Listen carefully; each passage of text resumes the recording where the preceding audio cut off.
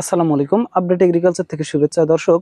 আপনারা যারা পেঁপে চাষের সাথে সম্পৃক্ত রয়েছেন বা ভবিষ্যতে পেঁপে চাষ করবেন তাদের জন্য আজকে একটি গুরুত্বপূর্ণ ভিডিও নিয়ে আসছি। আর আমরা আপনাদেরকে দেখানোর চেষ্টা করব আমাদের একজন কৃষি উদ্যোক্তা ভাইয়ের সফলতা, যিনি আমাদের দেশি জাতের পেঁপে চাষ করে সফলতা পেয়েছেন।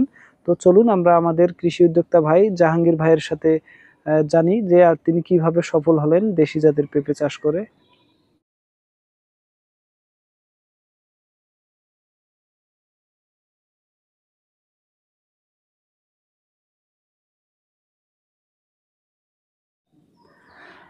দর্শক, আসলে আমাদের দেশি জাতের পেঁপে চাষ করেন এমন একজন কৃষি উদ্যোক্তা ভাই জাহাঙ্গীর ভাই, তার কাছ থেকে আমরা আজকে জানবো যে তার সফলতার গল্পগুলো।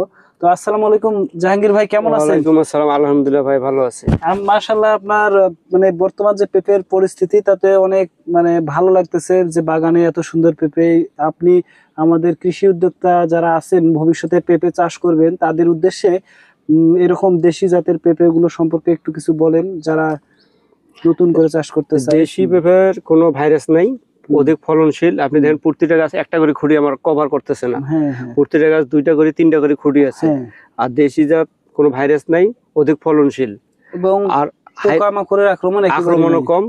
আর হাইব্রিড অধিক রিস্ক, অত রিস্কে যাওয়ার দরকার কি, নিজের পেঁপে নিজে উৎপাদন করবে। আর সবচেয়ে বড় কথা হলো আমাদের এই যে দেশীয় জাতগুলো রয়েছে এগুলোকে আমাদের টিকিয়ে রাখতে হবে।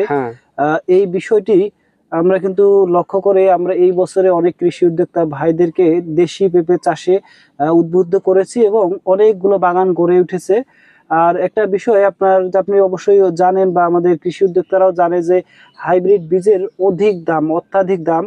আর এই অত্যাধিক দামের হাইব্রিড বীজগুলো ইম্পোর্ট করতে গিয়ে আমাদের দেশ থেকে অধিক পরিমাণে বৈদেশিক মুদ্রা বা ডলার, যেগুলো আমাদের রিজার্ভ, নষ্ট হচ্ছে।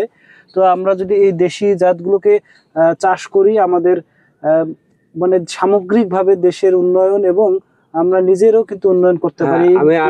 আমি আরেকটা কথা বলি যে ডলার চলে যাক, মাল ঠিক আসুক, মাল তো ঠিক আছে না, মাল তো 2 নম্বর আছে, তাই না? মাল তো 2 নম্বর। মানে হাইব্রিডে অনেক জাতগুলোতে ভাইরাস আসছে।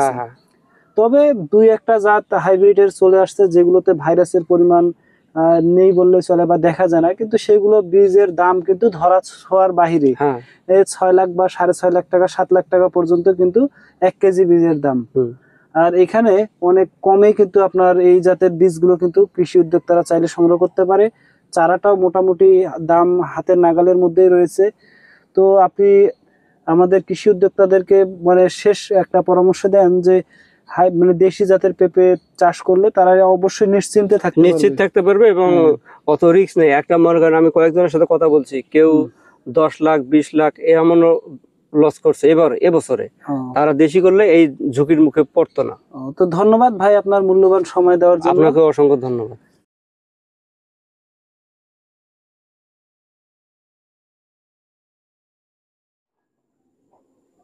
তো দর্শক, আপনারা যারা পেঁপে চাষের সাথে সম্পৃক্ত হতে চাচ্ছেন বা বিভিন্ন সবজি ফসল চাষ করতে চাচ্ছেন, যেমন ফুলকপি, বাঁধাকপি, বেগুন, মরিচ, টমেটো সহ সকল সবজি চাষের প্রয়োজনীয় পরামর্শ এবং কোকোপিটে উৎপাদিত চারাগুলো আপনারা যারা সংগ্রহ করতে চাচ্ছেন তারা আমাদের হটলাইন নাম্বারে যোগাযোগ করুন এবং আপডেট এগ্রিকালচার ইউটিউব চ্যানেলটি সাবস্ক্রাইব করে পাশেই থাকুন। ধন্যবাদ।